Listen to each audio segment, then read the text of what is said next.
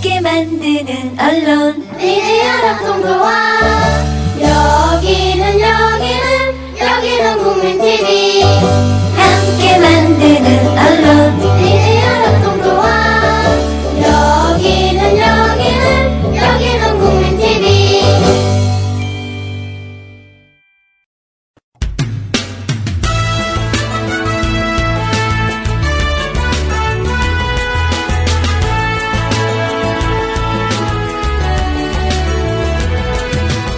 산하의 오역.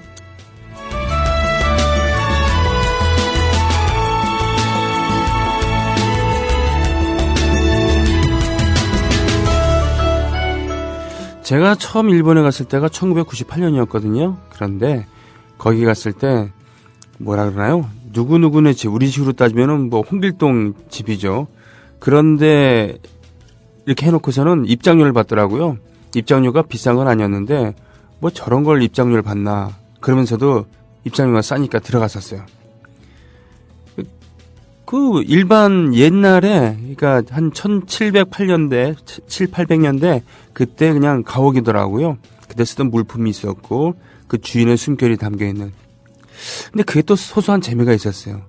아, 이게 생활사구나라는 거 이런 생각 들었죠. 네. 정사와 야사, 생활사까지 아우르는 산하의 오역 시간 오늘도 돌아왔습니다. 자, 산하님 모셨습니다. 안녕하십니까? 안녕하십니까? 네. 잘 지내셨어요? 아, 예. 그 우리나라에서 생활사라는 얘기가 나온 게 그렇게 사실 오래되지 않았잖아요. 예, 뭐 그러니까 생활사라는 말을 제가 대학 때 크게 쓰지 않았었죠. 그렇죠. 예. 예. 뭐 자연사도 있었고, 예. 뭐 역사라는 건 원래 있었고 말이죠. 그런데 예, 생활사라는 게 저희는 뭐 있었는데. 거시사, 미시사 이렇게긴 했었습니다. 아, 그랬고. 예. 아, 맞다. 사학과 출신이죠? 예, 그렇습니다. 아, 예. 공부는 안 했습니다. 근데 우리는 뭐 몸으로 이제 그 역사를 배우고 있는 거니까. 네. 예. 그러고 참 우리 대한민국 사람들 몸으로 배우는 역사 만만치 않습니다. 대한민국 정말 다이나믹합니다. 아이고, 예. 예. 근데 예전에 제가 그 국민학교 다닐 때 국민학교를 다녔거든요. 예, 예. 그 성남에 있는 학교 다녔는데 그때는 성남국민학교가 있었고요. 예, 예. 저는 다른 국민학교 다녔습니다만 예. 성남 제1국민학교가 있었어요. 그리고 제2국민학교도 있었죠. 근데 그걸 그 자연스럽게 받아들였는데 생각해보니까 꼭 그래야만 되는가. 예? 그 제3한강교도 있었죠, 우리. 그러니까 다리가 저희가 한강 다리가 원래는 하나였죠. 네. 한강 인도교, 광진교는 제외하고 한강 인도교 하나였다가 이제 두 번째, 세 번째 나눠지면서 제1, 제2 부르다가 네. 제 기억에 제7까지 셌던 것 같아요. 그래요? 근데 그 뒤부터는 그냥 이름 붙인 걸로 기억이 나는데 그러니까 오늘 제가 드릴 말씀 하나가 이제 그 제1 한강교 말고 네. 인도교 말고 그 제2 한강교가 어딘지 아십니까? 저는 제3한강교가 한남대교라는 것은 알았는데 예, 예. 제2한강교가 양화대교라는 거는 안지 얼마 안 됐어요. 네. 제2 한강교 양화대교입니다. 네. 그러니까 한번 그 노래 가사가 하나 있는데 한번 네. 얘기를 해보시죠. 그 수은등이 손짓하는 제2 한강교. 오작교 사연 싣고 강물은 굽이친다. 한마는 백사장아 범을 묻지 마라. 아 오늘도 기다리네. 그림이 돌아오실 제2 한강교란 이제 이게 1966년 나온 노래입니다. 아. 가수는 김세나. 김세레나? 예, 예. 네. 근데 김세나 씨가 불렀는데 이게 이제 이게 66년이고 네. 제2 한강교가 완공된 게 1965년 1월 25일이었어요. 꽤 일찍, 그러니까 제2한강교겠죠. 예, 네, 그렇죠. 일찍 완공이 됐네요. 그러니까 저희가 한강 인도교, 한강대교가 이제 생긴 거는 일제시대였고요. 그렇죠. 예, 네. 그게 6.25 때 폭파가 되고 다시 건설한 건데. 네. 근데 이제 일단 이 양화란 지역이 되게 얘기가 많습니다. 양화, 예. 예. 요 일대 서울 지역의 한강의 3대 나루터였어요. 양화진. 그러니까 저 송파나루, 그러니까 마포나루, 양화나루를 했는데. 예. 그러니까 수운을 통해서 이 바다에서 한강을 따라 올라올 수 있는 네. 서울, 그러니까 거의 그 서울 초입에 이를 수 있는 네네. 그런 곳이었고요. 그러니까 프랑스 함대가 거의 여기까지 올라왔었다는 얘기가 있고요. 병인 양요 때. 병인 1966년 병인 양요 때. 여기까지 못 왔지만은 하여튼 오려고 했었고. 네. 바로 그러다 보니까 천주교인들 박해하고 목을 친 데가 바로 이 양화지 나루였어요. 그 모래밭이었어요. 아, 그래서 지금 예, 외국인 지금- 묘지가 거기 있는 겁니까? 아, 그건 아니고 딴 어. 얘기고 거기 네. 그게 있죠. 성지가 하나 있죠. 그 그 절두산 성지. 성지가 네네. 있죠. 예, 바로 그 밑에서 이제 사용당했었고. 아, 그러니까 이제 그 당시 이제 그 모구를 뱉던 망나니들이 어떤 좀 칼을 씻은 곳, 네. 칼을 씻은 우물이 합정이라고 해요. 그 우물 정자가 그 합정. 아, 그래서 이게- 지금 여기가 있는 합정동이 그 우물이 있는 동네라고 해서 망나니들이 합정- 칼을 씻은 예, 우물. 합정. 예, 예, 아, 예, 이거 예. 세상에 이런 그런 게 있다고 아, 하고요. 예. 그러니까 이를테면 또 조선의 개화를 꿈꿨던 그 이제 선각자기도 하지만 조금 좀 재승박덕했던 김옥균. 아, 예, 네. 김옥균이 이제 그 암살 당한 뒤에 네, 네. 시신으로 실려와서 토막난 곳이 여기입니다. 아. 그러니까 그 당시만 해도 이제 그 토막을 내서 돌린다는 것은 이미 개항한 뒤였고 네. 한양에도 많은 이제 뭐 각 공사가 와 있었단 말입니다. 네, 네. 그 항의를 해서 이건 말이 안 된다. 야만적이다. 야만적이다. 했는데 고종이 너무나 분노한 나머지 토막을 내서 팔도에 돌리는 그런 일이 있었다고 하죠. 그 그렇죠. 토막, 그 끌려온 것이 양화진이었고. 그 당시에는 지금이랑 좀 다른 게 이 예. 시신을 욕보이는 것에 대해서도 의미를 두고 있는 건데 그렇죠. 예, 어쨌든 나라를 팔아먹었어도 우리 집안을 욕보이는 행위는 용서할 수 없다. 그걸 뭐 거창하게 해서 그 종묘사직이라 그랬잖아요. 생각해 보니까 종묘사직은 나라를 얘기하는 것보다는 자기 집안 종묘는 이제 자기 그 임금의 그 예. 가묘가 되겠고요. 네네. 사직은 좀 다른 의미가 되겠습니다. 그렇긴 합니다만 예, 아무튼 예. 보통은 뭐 그런 의미가 좀 있다는 그런 얘기. 예. 이제 또 외국인들이 많이 살았지 않습니까? 네. 근데 이제 들어서 살다가 이제 죽었어요, 한 명이. 선교사 한 명이. 아, 네. 근데 그 당시에 조선 정부의 관념은 죽었으면 그 가서 묻혀야지. 그러게요. 가 정상이었어요. 그러니까 이 객사니까 객사. 돌아가라. 시신 가지고. 음. 근데 외국인들은 그럴 수는 없었고 음. 여기 묻자. 근데 땅을 안 내줘요.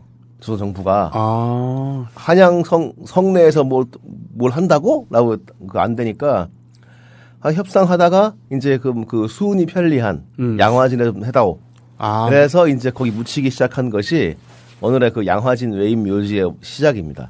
그렇군요. 그때만 해도 그러니까 이 뭡니까 배로 나르는 그런 게 그렇죠. 이제 바다의 수운이 예, 그래서 편리하니까. 예, 예. 그러다 보니까 이제 그 아까 제가 이게 노래처럼 그 모래밭에는 한도 많았을 것이고 아. 또 다리가 놓인 다음에는 어떤 그 사공의 한 소리도 높았을 것이고 뭐 여러 가지 이가 있겠죠. 그렇군요. 그래서 한마는 백사장아 봄을 묻지 마라라고 우리 하는 가사. 그러니까 되게 그 많은 전설도 있고 음. 또 많은 또 사연도 있는 그런 양화진이었죠. 그랬군요. 근데 이제 세상에. 합정동과 이 당산동을 잇는 이 제2한강교의 목적은 더 다양했습니다. 네. 일단은 그 서울에서 김포공항이나 가려고 할 때, 인천 가려고 할 때 네. 되게 아주 중요한 도로고요. 예. 또 그 당일리 화력발전소 같은데 이제 물건을 나르려고 할 때. 아, 꼭 연료도 필요한 나르고 도로죠. 그래야 되겠죠. 그러니까 지금은 이 당일리가 별로 뭐 하지만 그 당시만 당일리 화력발전소 되게 큰 거였거든요. 그렇죠. 원래는 그 발전 시설 같은 것이 북쪽에 많이 있었는데 네. 남쪽에서 특히 수도권에 전력을 공급하는 데 있어갖고 당일 화력 발전소는 발전소 되게 큰 의미가 네, 있었죠. 절대적이었죠. 그리고 또 이제 포화 상태의 제1한강교 교통량을 분산을 하고 네. 또 영등포 등 이제 외곽 지역을 발전시키기 위해서 네. 되게 상당히 좀 중요한 다리였어요. 아, 예. 근데 또 가장 중요했던 거는 이 국방상의 이유였습니다. 아, 그래요? 예, 어떤 그러니까 그 사실 저희가 전쟁 때 가장 많은 어떤 공포에 질린 것이 탱크였거든요. 아, 기갑부대, 네, 네. 인민군의. 그렇죠. 네, 네. 그 기갑부대가 가장 쉽게 올 수 있는 곳 바로 이제 문산에서 우리 자유로를 일산을 잇는 그렇군요. 그 축선이거든요. 네. 이제 그쪽을 이제 그 만약 전쟁이 나면 그쪽에 이제 집중적으로 뭐 투입이 돼야 되는데 네. 바로 그 투입을 편하게 하기 위한 다리였던 겁니다. 아, 그랬군요. 야. 그러니까 그래서 그러다 보니까 전쟁이 나면 오로지 그 다리는 군사용이었어요. 오로지 그러니까 전쟁이 터질 경우에는 양화도를 사용할 수가 없었습니다. 필요한 용으로나 뭘로나. 그러니까 인구가 밀집한 지역도 아닌데 여기 서울 그렇죠. 인구들이. 그래서 그 당시만 꽤 컸죠. 예. 그 당시만 해도 서울은 10,000원 소리 나올 때였습니다. 그러니까 그런데 이 서울의 서쪽에보다는 중심축 예를 들면은 저는 그 제2삼한강교가 한남대교라는 게 어떻게 보면 좀 의아했어요. 예, 예. 거기가 제2한강교가 돼야 되는 거 아닌가? 거기 예. 먼저 그 지었어야 되는 거 아닌가 이런 생각을 했었는데. 아니죠. 오히려 그때는 그 강남은 폐허였으니까 그냥 아. 벌판이었으니까 강남은 논밭이었고 그랬군요. 이쪽은 인구가 많았고 그래서 이러저러한 이유로 그러니까 한남대교 같은 경우도 원래는 그러니까 그거였어. 전쟁이 인구는 많아지는데 전쟁이 나면 피난 갈 데 너무 힘들다. 네네. 라고 해서 하나 더 뚫자 해서 한 게 그 다리였고요. 그랬군요. 지금의 그 터널 같은 경우는 방공호로 이용될 거였고요. 아. 그리고 성산대교 이제 같은 경우는 그 교각에 그 동그란 구멍이 있지 않습니까? 네네, 그렇죠. 네네. 그게 있어요. 미관상도 있지만 네. 포대라고 해요. 거기서 거기에 다리 한강의 마지막 다리라고 생각을 하고 네. 그 배를 타고 오거나 어떤 그 이 평야지대로 오는 이민구를 막기 위한 포대를 걸었다고 합니다. 걸 계획이었다고 해요. 그래요? 예, 이게 그 어떤 분이 서울시 공무원이 쓰신 분인데 공무원이 쓴 책에 나오는 얘기인데 이제 그 동그란 고개 포대였다고 해요. 그리고 거기다 저기 포를 설치한다. 광화문 쪽에 있는 화단 있죠. 아주 네네네. 큰 화단들. 네네. 그거는 이제 이른바 그 이 총격전을 위한 어떤 그런 장비였다고 하고요. 하긴 수서 지역에 대규모 아파트촌을 건설한 게 그 무동력 글라이더 있잖아요. 예. 그러니까 북한군이 그 글라이더로 침투를 할 때 내려앉는 데가 수소 벌판인데 그걸 방지하기 위해서 그런 말도 있었죠. 네 거기 아파트촌을 건설했다라는 이런 얘기도 있었습니다. 한때 국방장관이 한번 경을 친 적이 있었죠. 왜 그 일산 아파트촌 같은 경우는 네. 탱크 방패막이다라는 말을 해가지고 한번 경을 친 적이 있었습니다. 하여튼 군사적인 목적이라는 게 예. 우리는 모르지만 이렇게 중요한 의미가 있었군요. 그렇죠. 네. 그러니까 전쟁이 끝난 지 꽤 됐었지만은 그래도 전쟁의 공포와 상흔은 칼자국처럼 도시에 한 심장에 박혀 있었던 거죠. 그렇군요. 자, 다리를 논다는 거는 곧 도로를 까는 겁니다. 네. 근데 한강이야 뭐 임자가 없으니까 위에 네. 공사하면 되는데 그 다리의 남한과 북한의 땅은 네. 다 이제 임자가 있었죠. 아 남쪽 그리고 북쪽 땅은 북쪽에. 다 임자 있으니까. 그러게요. 예. 네네. 그러니까 아무리 관의 위세가 셀 때였다고는 하지만 그 다리 양쪽의 사유지를 수용하는 게 되게 큰 문제였대요. 예. 예. 돈을 근데 줘야죠. 그렇죠. 네. 그 당시 정부에서 매입 단가를 평당 한 4,000원 정도 했다고 합니다. 책정했어요. 평당 4,000원. 예. 근데 주민들은 뭐 어림도 없다는 반응이었죠. 물론 네. 그 3배인 한 12,000원 받아야 되겠다라고 이제 그렇게 막 그 서로 얘기를 했고 네네.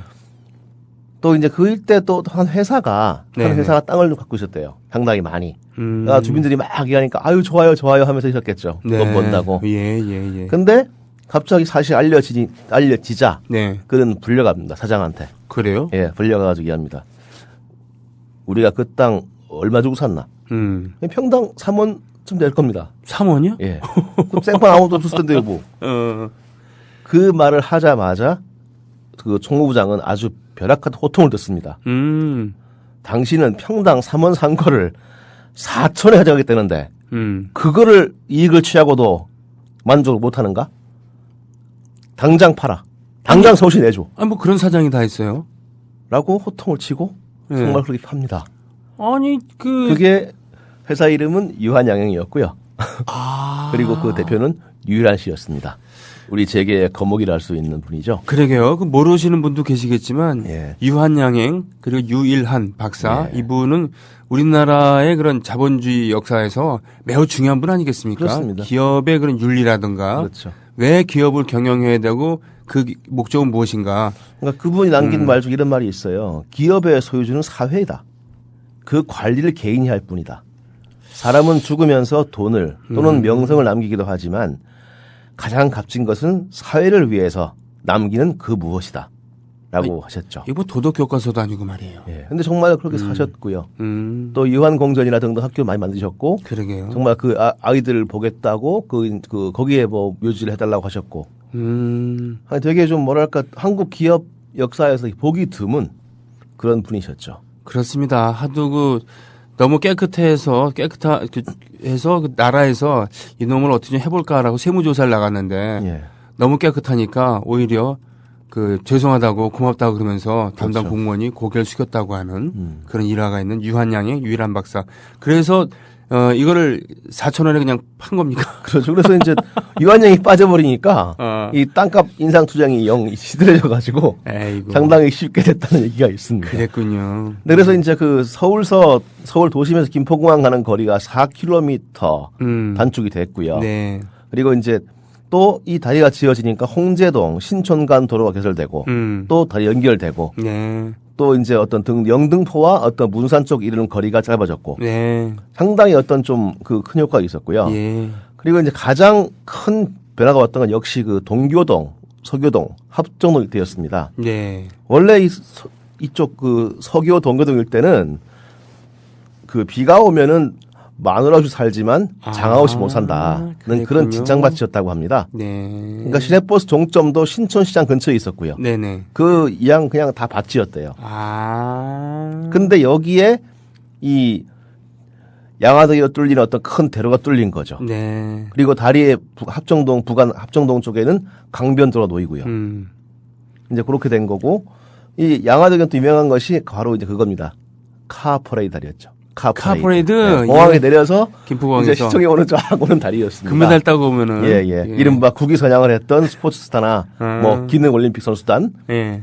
뭐 국제 콩쿨 대회 정명훈 씨도 이 다리를 건너서 이제 그걸 합니다. 소년 정명훈. 예. 네. 그 당시에. 했고 그다음에 뭐 한국 탁구의 그 당시에 이제 세계 최초로 탁구대회 중국을 이겼던 이혜리사. 그다음에 뭐 남북한이 처음 참가했던 테헤란 아시안 게임 때 북한을 이긴 남한 선수단. 네네네. 그때는 뭐 100여 대가 지프가 출동을 했고 그때는 북한을 이겼으니까요. 네네. 이겼으니까 그때 아시안 게임 처음 만난 거였거든요. 테헤란 아시안 게임 74년도에. 하긴요. 그때 아는 사람 알았지만 국력이 그렇죠. 예, 국력이 북한이 북한에 더, 예. 더 나을 때였으니까. 예, 그 근데 이제 스포츠도 어쨌건 잘했을 처음 때. 만난 스포츠 네. 대회에서 북한을 이겼으니까 그때는 뭐 선수단 전원가 탁 태우고 100대가 쫙 오는 그런 장관을 연출했다고 합니다. 집자가 예. 그리고 이제 그 무하마드 알리가 왔을 예, 때도 예, 역시 이 다리를 지나서였고요. 네. 그다음에 전엔 참 그게 많았습니다. 우리가 외교가 약할 때라서 그랬는지 네. 누가 뭐 국가 원수가 오면 예. 전부 해줬어요. 카프레이드를 쭉 해줬습니다. 카퍼레이드만 했습니까? 그 인근에 있는 예. 학생들 다 나와서 예. 태극기랑 그 나라의 그 그렇죠. 국기 흔들어야 돼요. 흔들어냈죠. 네. 그때 이제 바로 주로 건넌 다리가 바로 공항에서 이제 서울 도심으로 오는 이제 바로 그 다리였죠. 그렇군요. 양화대교였던 겁니다. 네. 그랬군요. 그러니까 양화대교도 근데 이제 뭐 처음에 제2재상 그랬지만 네. 나중에 너무 많아지니까 네. 그냥 이름 묶여 양화대교로 개칭이 됐고요. 네. 그리고 이제 그 다리 소중한 거는 최초로 우리 기술과 우리 자본으로 만든 다리입니다. 그러니까 한강대교는 아니니까. 그렇군요. 예. 한강대교는 일제가 만들었을 테고. 그렇죠. 근데 양화대교 그게 이제 다리를 우리 손으로 만들었다는 게 왜 대단하냐면은 실은 얼마 전에 리뉴얼했던 장충체육관. 예. 장충체육관에 수많은 그런 경기 있었고 예. 뭐 콘서트도 있고 그랬습니다만 그 장충체육관은 사실 우리 기술과 우리 자본으로 지은 게 아니었잖아요. 예. 거기에도 약간 이설은 있습니다. 이설은 있습니다만 예. 온전히 우리 힘으로 한 건 그렇죠. 아니에요. 예. 예. 필리핀의 도움을 꽤 많이 받은 건 사실인 것 같습니다. 그렇습니다. 네. 뭐 이러저런 설은 있습니다만. 그렇습니다. 그러니까 그런 시대에 1960년대 중반에 우리의 손으로 큰 다리를 이렇게 건설했다는 것은 분명히 자부심의 근원일 수 있겠죠. 그렇죠. 예. 근데 이제 조금 좀 위감스러운 거는 그 네. 성수대교 붕괴 이후에 예. 일제히 한번 쫙 검사했거든요, 다리를. 아. 근데 그 가운데 이제 최악의 다리라고 선정이 돼서 언제 한번 다리가 저면 공사하면서 그렇죠. 왜 셔틀이 같은 게 있습니다. 당산역에서 합정까지 2호선을 타면은 예. 당산역에서 끊겼죠. 내려되고 예. 거기서 그 기다리고 있었던 버스를 타고 건너갔었죠. 예, 그래서 예, 그런 적이 적이 있었습니다. 있었어요. 네. 근데 또 언젠가 한번 또 공사한다고 디귿자로 꺾이는 양화대교가 그래요. 지난번 예, 예. 서울시장 오세훈 시장 때문에 아니 그 양반은 그때 임기 말이었는데 그러게 말입니다. 왜 그렇게까지 무리수를 뒀을지 모르겠어요. 모르겠습니다. 예. 아무튼 그래서 저게 달인 다리대로 예. 저희는 저희대로 고생을 했죠. 어쨌건 지금 돌아왔습니다만 지금 편하죠. 예. 어째 그렇게 몇 년 그야말로 제2한강교의 추억을 한번 되살린 일이었죠. 네. 정말로 그 제2한강교는 딱 건널 때 그 산이 보이죠. 네. 북한산이 보이죠. 그렇습니다. 이제 내가 이제 서울 가는구나. 서울 도심에 가고 있구나. 네네. 를 실감한 다리였고요. 또 이제 가끔 제가 택시 타 건널 때 그 기사 아저씨들이 한 나이가 이제 많으신 분들은 네. 얘기를 쭉 해주시는 분들이 계세요. 네. 이 다리가 어떻고 얘다 어쩌고. 근데 참 가장 재미있었던 게 양화대교의 추억 같은 건 참 재미있었습니다. 지금 제가 드린 말씀도 상당 부분 거기서 나온 얘기기도 하고요. 한창 경제가 발전하고 그야말로 다리를 많이 지을 때 그때와는 달리 정말 오랜만에 그렇죠. 우리 손으로 지었던 그 양화대교 제2한강교에 대한 추억은 역시 많을 수밖에 없겠군요. 그렇죠. 그만큼 네. 오랜 전통과 역사 그리고 또 실로 많은 부끄러움과 슬픔 또 한쪽으로는 영광과 기쁨의 추억 위에 세워진 다리였죠. 그렇군요. 뭐 이 내용에는 빠져 있습니다만 우리가 알고 있는 봉고차. 예. 예, 그 봉고차 이름을 가봉의 봉고 대통령 이름을 따서 지은 거라면서요? 근데 그 봉고 대통령이 와서 그 얘기를 했었습니다. 실제로. 예. 근데 이제 또 기아 쪽은 그렇게 얘기하지 않더라고요. 또. 아. 그러니까 원래 지었는데 예. 그냥 기분 좋으라고 그렇게 말씀드린 거 아니냐. 그렇게 얘기를 하더라고요. 또. 가봉이라는 아프리카의 조그만 나라, 그 나라의 대통령이 제가 기억한 것만 해도 한 3번은 왔거든요. 예, 세워놨습니다. 예. 박정희 대통령 때 왔었고 노무현 노통 때까지 왔었고요. 노통 때도 왔었어요? 네, 왔었어요. 그러니까 오랫동안 나라를 오래 했죠. 예, 네. 오랫동안 했었던 그 박정희가 이렇게 좋아했던 것은 공통점이 있어서 그런지 모르겠지만 그 봉고 대통령이 김포공항을 통해서 입국할 때도 바로 이 양화대교를 건넜다고 하는 그런 겁니다. 그런 의미에서 수운동이 손짓하는 제2한강교, 오작교 사연 싣고 강물은 굽이친다. 한마는 백사장아 보물 묻지 마라. 와, 뭐 이런 되게 지금 보면 심파적인 그런 가사라고 같은데, 근데 그 당시로는 이것을 심각하게 들었을 수도 있겠네요. 예. 네, 그러면 제2한강교라는 노래를 들으면서 이 에피소드는 마칠까요? 예. 예. 알겠습니다. 김세레나가 불러주는 제2한강교 듣습니다.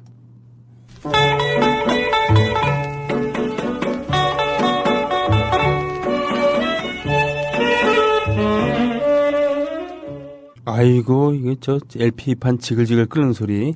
네, 김세레나가 불러주는 제2한강교. 이 음원은 희귀 음원이에요. 그러니까. 야, 그렇습니까? 예, 그냥 스트리밍 서비스 하는 그런 포털 사이트가 없더라고요. 예, 그건 사나님 덕분에 찾아갖고 지금. 저도 이 노래 처음 들어봤습니다. 예. 네. 김세레나 씨가 이 노래를 자기가 불렀다는 것을 기억하고 있는지는 모르겠습니다. 아무튼. 그 제가 보니까 독집 앨범도 아니더라고요. 아. 다른 분들하고 같이 냈던 앨범입니다. 그렇군요. 예. 그 예전에는 음반을 내는 것 자체가 그렇게 쉬운 일이 아니어서 그렇죠. 그렇게 옴니버스식으로 내기도 하고 그랬는데 예.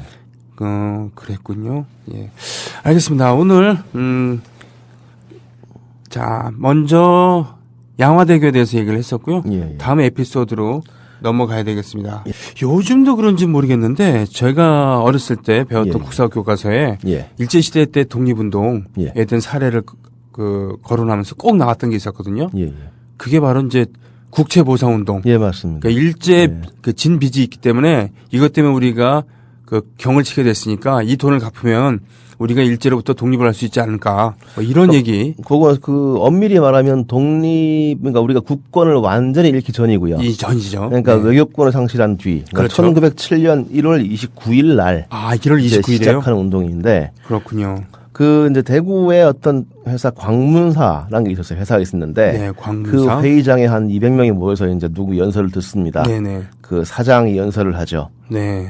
연설하기 이제 하는 얘기를 나 사장 김광재부터 네. 흡연 도구들을 만장하시 여러분 앞에서 부수겠습니다. 라고 전언을 해요. 네. 담배를 끊겠습니다. 네. 라고 하면서 그 담배값 끊고 또 우리 돈을 모아서 이른바 그 말씀하신 국채를 갚아보자.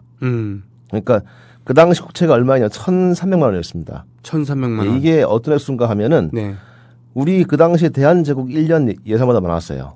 예산보다. 그래요? 예, 예. 그러니까 일본의 어떤 그런 차관 공세, 그러니까 네. 돈을 떠안기는 그런 거는 이제 1904년에 제1차 한일협약 이후에 이제 아주 본격화되는데 네. 왜 국사교과서에 고문정치라면 들어보셨을 겁니다. 고문정치. 그러니까 고문을 둬라. 각 부서에. 네. 이를테면 스티븐스라든가 미국인, 네. 그다음에 일본인 메카다 등이 와서 네. 이제 그 각 부의 고문으로 활동을 했죠. 네. 근데 그 당시에 이제 그 메가다라는 사람이 이제 재정 고문으로서 무려 도입한 차관이 1,150만 원이었습니다.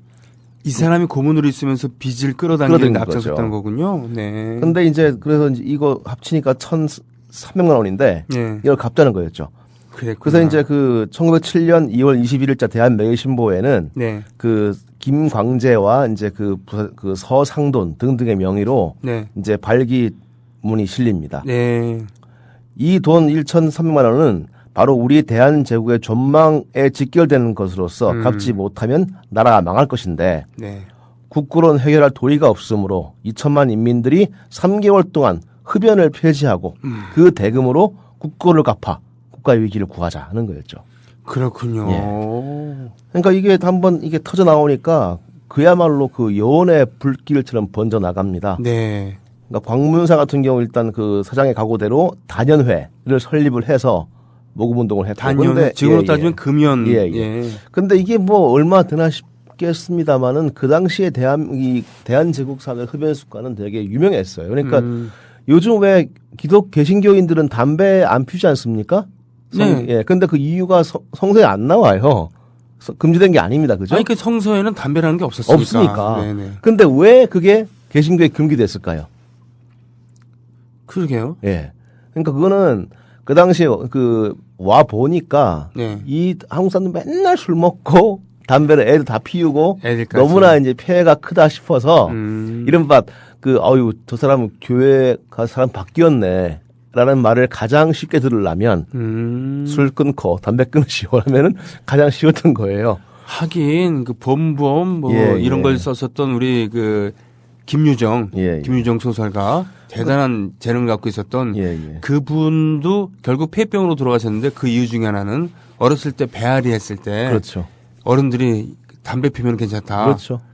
그래서 담배를 어렸을 때부터 매우 폈기 때문에 폐가 이렇게 나빠진 거죠. 실제 그 하멜 표류기에 봐도 네네. 이 조선 사람들은 거의 뭐 남녀노소 불면 다 핀다. 그런 기록이 있을 만큼 담배를 좋아했던 것 같아요. 그렇기 때문에 그러니까 그 담배를 끊자는 것은 상당한 어떤 그 큰 뭐랄까 금전적으로도 네네네. 큰 힘이 될 수 있었죠. 그랬군요. 그러니까 수많은 사람들이 일시에 담배를 끊습니다. 네. 그리고 뭐 그뿐이 아니었고 네. 대구의 7 이제 여성들은 부인들은 네. 나라를 위하는 마음에 어찌 남녀가 다르리오 하면서 네. 은비녀, 은가락지 그리고 폐물들을 아낌없이 내놨고요. 아. 또 여학생들은 머리를 잘라 팔아서 머리카락 팔아서 돈을 냈고요. 아이고. 경기도 양평에서는 이제 숫장수들이 네. 그 돈을 모아서 기탁을 했는가 하면 예. 그 백정들도 여전히 그 당시 갑오경장 이후에 신분제 폐지됐지만 여전히 인간 취급 못 받던 백정들도 돈을 모아서 냈고요. 아이고 세상에. 그리고 심지어 그 대구에서는 장애인 거린이 돈 20전을 내놓아서 야. 이제 산도 올렸습니다.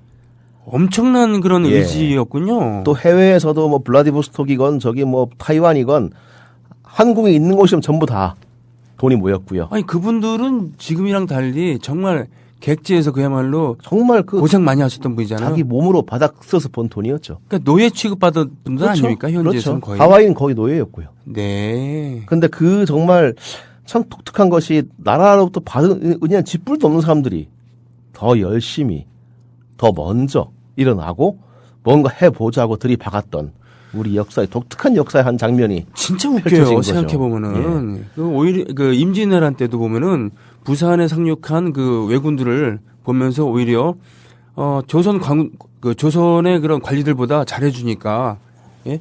오히려 만세를 부르기도 하고 그랬대는데 그럼에도 불구하고 결국 의병이 일어나서 그렇죠. 의병과 이순신 그러니까 이순신이 보급로를 끊고 의병들이 요소에서 봉기를 해서 그렇죠. 결국 일본이 실패한 거잖아요. 그렇죠. 그러니까 되게 왜들 그런지 모르겠어요. 그러니까 외국 같은 경우는 귀족들이 앞장을 서고 네. 이제 선봉에 서고 이제 그를 따른 사람들이 뭐 이런 식인데 예. 한국은 좀 이상한 역사가 있는 게 항상 그 나라에서 별로 은혜를 못 받은 사람들이 받은 거 없는 사람들이 먼저 앞장서는 기묘한 역사가 항상 있었죠. 근데 그러게요. 네. 이 고위층 참여가 그랬어요. 그러니까 일단 고종 황제는 동참했습니다. 아 그래요? 금연으로. 네네. 근데 그분이 돈이 많았거든요, 사실은요. 그분 가진 돈이 지금 꽤 많았어요. 내탕금이 한 거의 수백억 단위였는데 지금 돈으로 따지면. 네. 근데 그게 지금은 사실 어디론가 그냥 없어져 버렸어요. 아. 은행에 예치돼 있었는데 네. 그 돈도 나중에 뭐 영화화 될 수 있는 돈이겠지만 수소재겠지만 하여튼 없어졌어요. 하여튼 그만큼 돈이 많은 분이었어요, 어쨌건. 일자가 가져갔다는 설이 설도 있습니다. 있죠. 네. 네. 네. 그 내탕금을 안 쓰시고 그냥 금연만 하셨습니다. 근데 그것도 참 대단하신 거는 이 다른 귀족들은 별로 안 했어요. 아.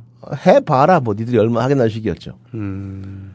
그러니까 일본은 애초부터 이 운동을 그러니까 국채보상 운동을 표방하고 있지만 네. 내용은 일종의 베일행위다라고 네. 생각하고 있었어요.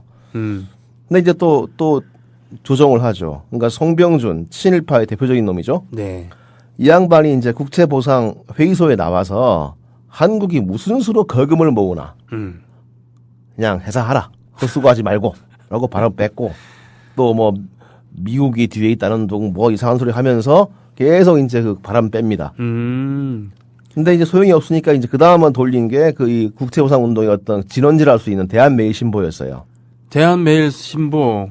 예, 그 영국인이 하던 신문이었죠. 배설. 네, 지금도 배설이란... 묻혀 계시는데 네. 이 배설이 이제 그 당시 사장이었어요. 네. 근데 그 당시에는 그 일본과 영국이 동맹국이었습니다. 네. 그래서 일본이 함부로 못했어요. 그래서 심지어 그 배설은 일본이 출입 금지라고 네. 붙여놓고 영업했습니다. 이분이 지금 양화진 예, 묻혀 계세요. 묘에 거기 예. 묻혀 계시죠? 근데 이제 영국이 이제 일본이 약이 오르니까 영국에 얘기해요. 영국 정부한테 이 정도 해다오. 미치겠다. 그러니까 영국 정부가 상하이 소환을 해요. 배설을. 해서 그 자리를 비운 틈을 타서 일제가 그 총무 양기탁을 구속을 합니다. 횡령 혐의로. 그러니까 의원금 모인 게 13만 원인데 네. 6만 원이 6만 원밖에 뭐 얼마나 빈다는 거죠. 근데 다 이제 자료가 있었고 증거가 있었지만은 또 일본인 판사가 무죄를 내려요. 네. 하지만 문제는 그거였죠. 한번 똥물을 튀긴 거죠. 정치적 그렇죠. 타격. 아님 말고. 돈 걷어갖고선 딴 그렇게 데 썼어. 했답니다. 네. 라고 소문 내놓고 뭐 아님 말고였죠. 그러니까 전혀 손해볼 게 없었죠. 그랬군요.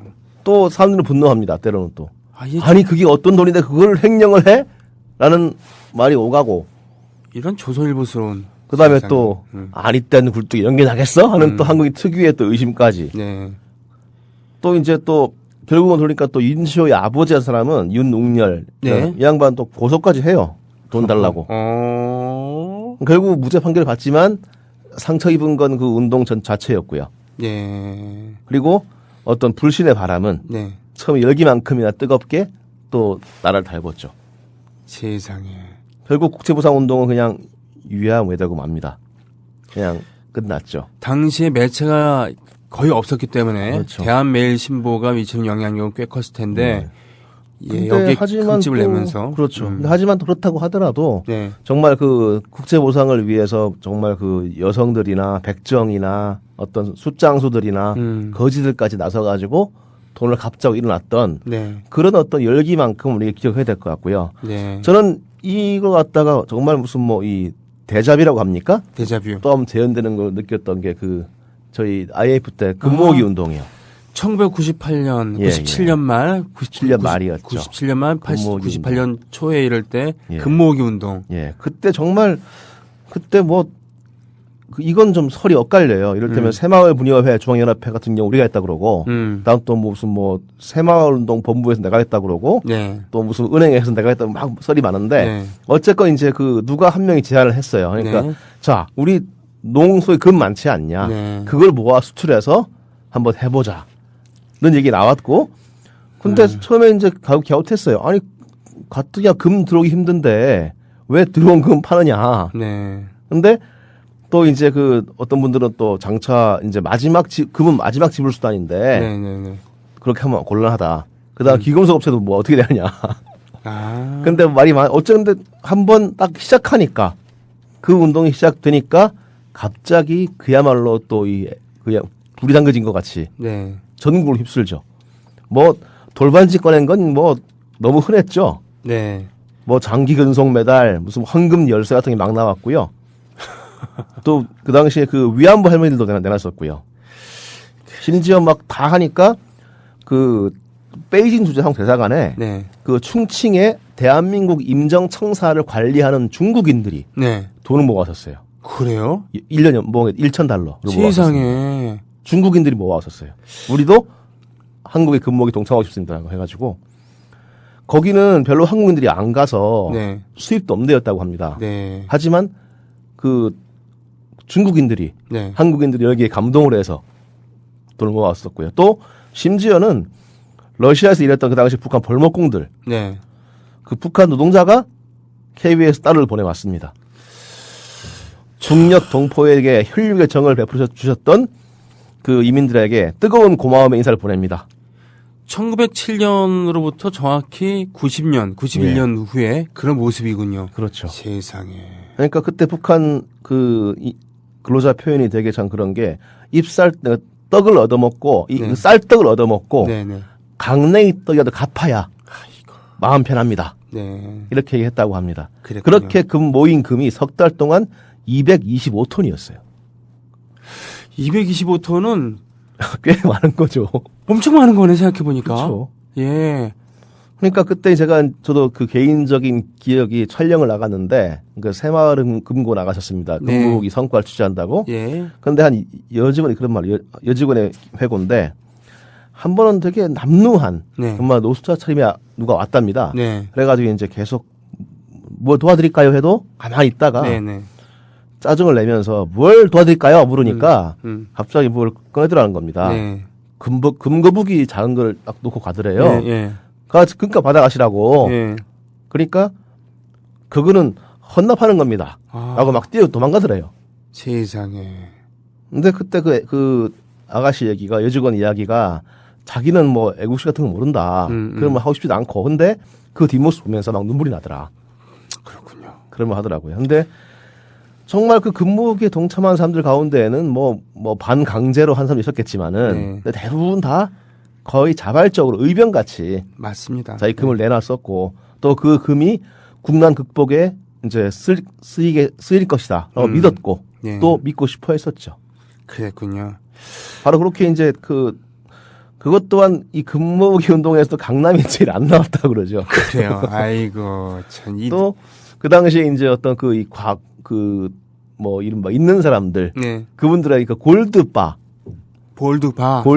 어떤 금괴라고 하죠. 네네네네. 그것만큼은 절대 안 나왔다 그러죠. 그러게 말이에요. 그런 뭐 반지라든가 목걸이라든가 소소한 것은 내놨다 하더라도 골드바. 그건 정말 돈이 되는. 그렇죠. 예. 그거 그러니까 하나에 뭐 최소한 1,000만 원 이상이 되는. 그렇죠. 네. 근데 돌반지는 엄청 쌓였지만 음. 골드바는 별로 안 나왔다라는 거. 저희 집은 골드바가 없어서 못했고 생각해보니까 저도 우리 집에서 좀 금부치들 모아서 은행에 가져갔던 기억은 납니다. 예. 그러니까 그렇게 아무리 좀 그렇다고 하더라도 네. 어떤 대의를 일어설 줄 알고 네, 또 네. 정의를 향해 돌진을 하고 네. 국난에 맞서가지고 용기를 잃지 않은 사람들 네. 그분들이 뿜은 빛의 크기는 줄지 않습니다. 그러게요. 그래서 다시 한번 저는 회상하게 되는 게 이렇게까지 먹고 살게 된 것은 박정희의 덕이 아니라 그 밑에서도 묵묵하게 일을 했었던 우리 백성들의 목 아닌가 저는 이런 생각을 합니다. 알겠습니다. 1907년 1월 29일 국채보상운동 결과적으로는 실패로 돌아갔습니다만 우리 DNA에 새겨져 있는 나라의 위기가 닥쳤을 때 뭔가 들고 일어나는 백성들이 들고 일어나는 그런 전통의 한 단면을 보여주었습니다. 자, 다음 에피소드로 넘어갈게요. 예, 그 전에 요거 듣고 가야 되겠습니다. 네.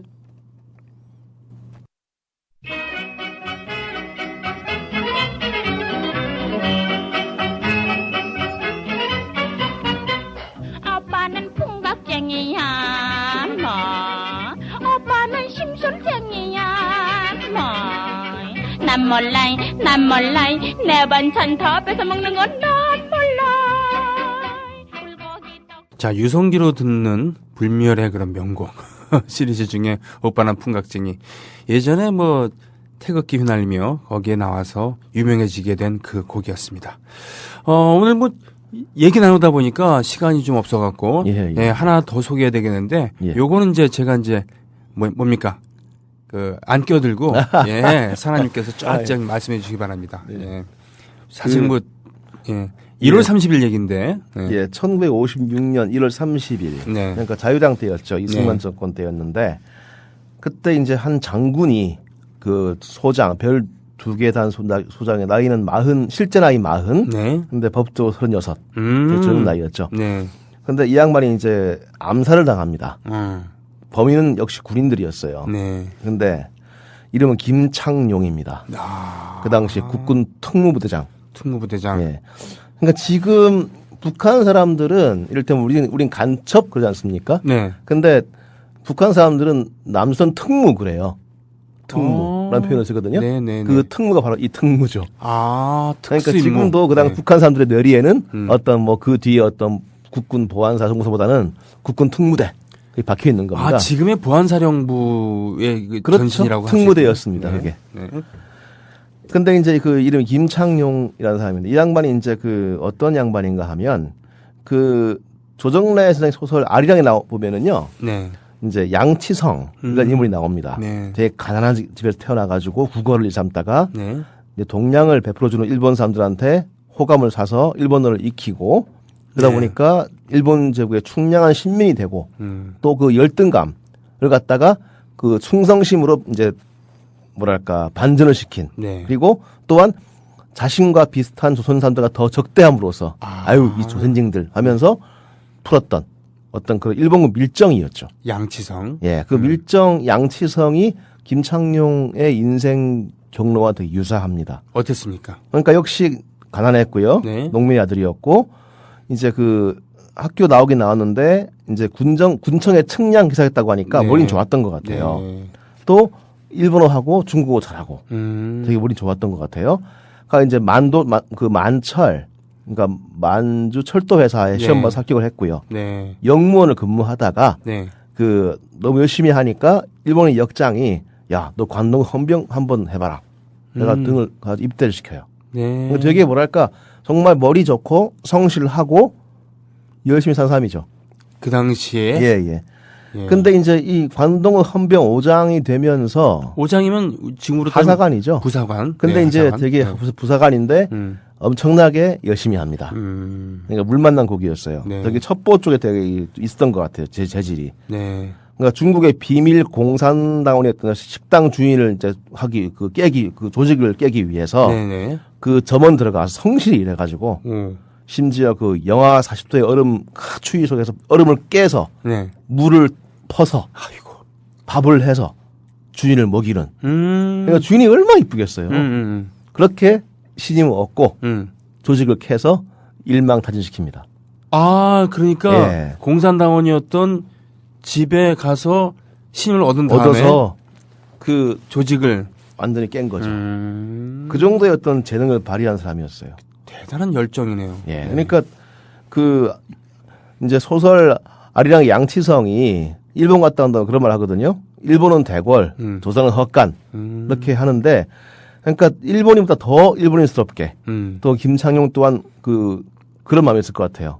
5장을 딱 받았을 때는 예. 정말 그런 기분 들었을 것 같아요. 정말 이제 나는 두려울 거 없다. 나는 일본 시민이다. 일본군 5장이다. 그게 컸을 것 같습니다. 조선인으로서 예. 천대와 모멸 그 계급장으로 넘어서는 거죠. 근데 어쨌건 조선 선지에서 그만큼 열심히 산 사람도 없을 겁니다. 그건 분명하죠. 근데 일본이 패망했어요. 그러게요. 좋습니다. 네. 그러니까 근데 일본은 김창룡은 충성을 다했는데 네. 돌아갈 곳은 일본이 될 수가 없는 거죠. 그렇게요. 그러니까 결국은 돌아옵니다. 근데 이 왕년의 관동은 5장을 다 알아보죠. 그러니까 철원서는 그 동료가 고발을 했고, 네. 그 잡혀가지고 사형 선고 받습니다. 그래요. 탈출을 해요. 그다음 또, 김창룡이? 이번에 또 잡혀가는 게 동생이 일고를 해요. 또 잡혀갑니다. 또 사형을 받아요. 또 도망 나와요.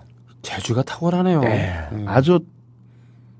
근데 그러다 보니까 이 사람이 가진 거는 이제 관동군 밀정으로 얻었던 그 정보 능력. 네. 그 다음에 적개심이었죠. 공산주의에 대한. 그리고 그는 이제 그 군에 입대해서 남한에 와서 군에 입대해서 그는 신명을 다해서 그 두 가지를 모두 발휘합니다. 그렇군요. 정보원으로서의 능력과 네. 이제 빨갱이에 대한 적개심이었죠. 음. 그러니까 어떤 말이 있었냐면은 여자들의 붉은 치마를 봐도 경기 일으킨다는 그런 말이 있을 정도였어요. 네. 그러니까 그러다 보니 너무 심하니까 그 당시 이종찬 육군참모총장이 전기로 지져버리면 누가 말을 안 해, 이 나쁜 놈아. 라고 일갈을 할 만큼 그만큼 심했고요. 고문으로 조작을 했다는 예. 얘기군요. 네. 그러니까 그 숙군 사업, 그 여순 반란 이후에 네. 이제 숙군 사업이 일어나고 이제 하는데 그 와중에서 실제 그 많은 사람들이 총살당합니다.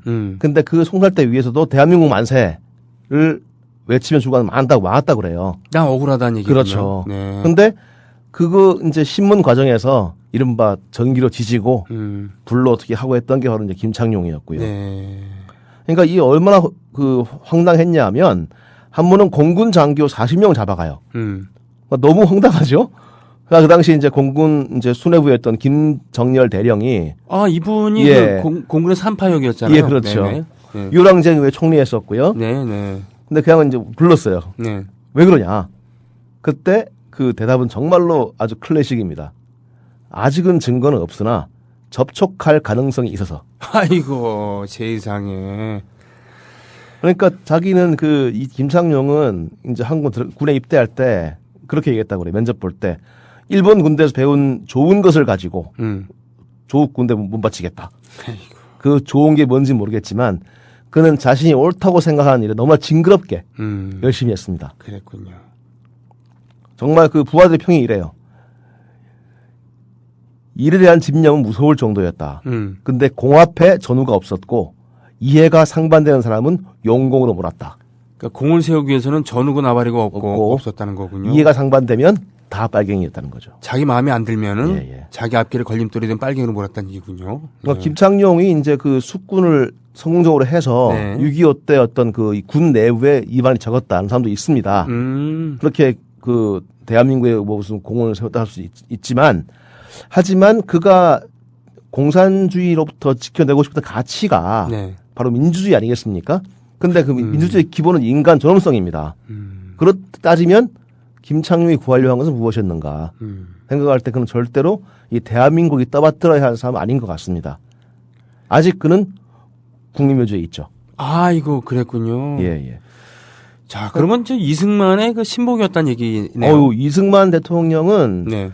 그 백범 죽었을 때 문서 안 갔습니다. 예. 근데 그 이 양반 죽었을 때는 몇 번씩이나 빈소 찾아갔었고요. 네. 전군의 가문국을 금하고 조기를 걸라고 제시하고 대통령이. 예, 대한민국이 망했구나라고 통탄을 하고 했다고 하니까 그 이승만 대통령의 충격과 슬픔을 알 수 있겠죠. 또 김창룡이 얼마나 그 입안의 혀처럼 굴었는가 알 수 있을 것이고요. 그랬군요. 참. 실제로 그가 살았다면 4.19가 가능했을까 라는 사람도 있습니다. 그런데 결국은 부하들의 손에 의해서 죽었군요. 예, 그러니까 강문봉 대령, 허태영 중장 등등 이 중령? 군인들이 이제 군인들이 이제 그 모의를 해서 총을 쏴 죽이죠. 야, 이거는 거사인데 이분들은 멀쩡하지 않았을 거 아닙니까? 아니 한 분은 사형됐고요. 네. 한 분은 4.19 뒤에 이제 풀려났고요. 네. 근데 어쨌건 이제 너무나 이제 많은 폐해가 심하니까. 많은 사람들 죽였기 때문에 네. 이 김창룡 경우는 사실은 이 양반은 국립묘지에 있으면 안 될 분 같은데. 아, 이분이 국립묘지에 계세요, 지금? 네, 있어요. 있습니다. 아, 세상에. 실제로 이분 죽었을 때 그 이병도라고 한국 사학계 원로죠. 예. 이제 그 양반이 이 비문을 써요. 뭐라고요? 조국 치안에 중책을 띠고 반역자 적발에 귀재의 영명을 날리던 육군 통부대장 김창룡은 이러면서 그렇군요. 그는 죽었으나 그 흘린 피는 전투에 흘린 그 이상의 피였고 그 호는 길이 호국의 신이 될 것이다. 사실은 이병도 일제시대 그 식민사관에 충실했었던 그런 학자 출신이 나중에 우리 사학의 이 대접을 받는 것 자체가 아이러니한 거였지만 결국은 이승만의 신복 그리고 이병도가 쓴 제문을 받은 그런 김창룡 그것이 그 김창룡이 지금 그 국립묘지에 묻혀 있다는 것 이거 자체가 우리 현대사를 어떻게 보면 압축시켜 놓은 그런 거겠군요. 네. 예. 이병도 선생에 대한 평은 다르겠습니다만은 각자 다르겠습니다. 어쨌건 김창룡 이제 추서에서 중장이 됐거든요. 추서에서 예. 이 양반은 거기 계시면 안 되지 않을까 생각합니다. 알겠습니다. 오늘 사나이 오역 1956년 1월 30일 김창룡의 최후를 끝으로 해서 오늘 방송 마치겠습니다. 고맙습니다. 고맙습니다. 마지막으로 출세하면 다냐라는 그런 메시지를 담고 있는 회전의자라는 곡을 들으면서 오늘 방송 마치겠습니다. 고맙습니다.